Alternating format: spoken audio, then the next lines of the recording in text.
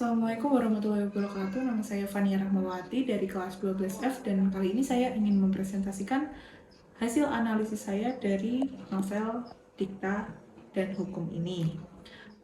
Pertama-tama, biar saya jelaskan dulu kenapa saya memilih novel ini. Alasannya simpel karena saya suka dengan novel ini dari awal pertama kali baca dan saya membaca ulang dan memutuskan untuk menganalisis novel ini. Tema dalam novel Dikta dan Hukum ini menceritakan tema tentang kisah percintaan ya pastinya.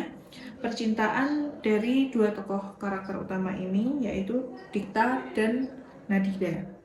Nadira merupakan siswi SMA biasa, sedangkan Dikta merupakan mahasiswa kuliah.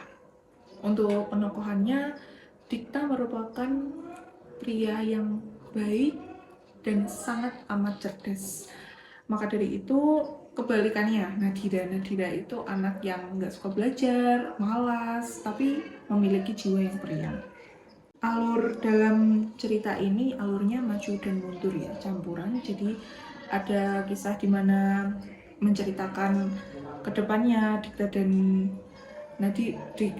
Nadira, kemudian ada juga ketika Nadira mengenang Dikta setelah kepergiannya, seperti itu ya teman-teman. Kemudian gaya bahasa yang penulis ambil di novel ini ringan ya, menggunakan bahasa sehari-hari, jadi tidak mengandung majas atau bahasa yang sulit dimengerti. Intinya bahasa sehari-hari sangat mudah dipahami. Jadi untuk yang baru mulai membaca buku ini cocok, saya rekomendasiin buku ini karena gaya bahasa yang ringan.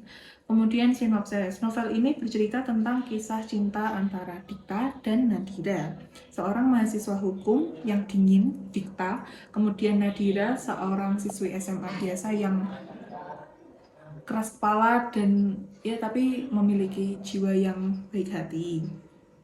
Kemudian Dikta dan Nadira bertemu di kampus, mereka sering berangkat bareng ataupun main bareng hingga akhirnya mereka jatuh cinta. Walaupun pada buku ini juga diceritakan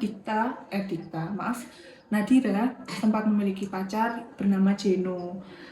Tapi pada akhirnya Nadira lebih memilih Dikta karena Dikta dari segi manapun lebih baik.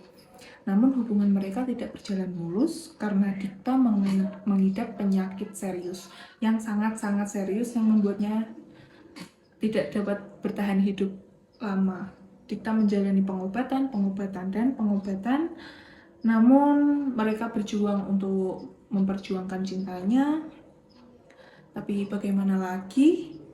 Mereka sadar bahwa tidak akan memiliki waktu bersama dan mereka ingin memanfaatkan waktu yang mereka miliki sebaik mungkin. Pada akhirnya Dikta meninggal dan itu membuat Nadira menjadi pelajaran sendirilah.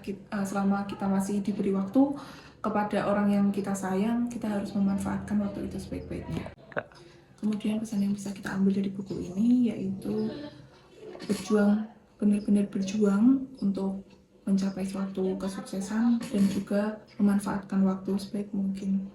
Jangan pernah menyia-nyiakan seseorang karena kita nggak tahu kapan kematian bakal menjemput kita. Oke, mungkin sekian apa yang bisa saya analisis dan saya presentasikan dari buku ini. Sekian dari saya, apabila ada salah kata maupun perbuatan, saya mohon maaf. Wassalamualaikum warahmatullahi wabarakatuh.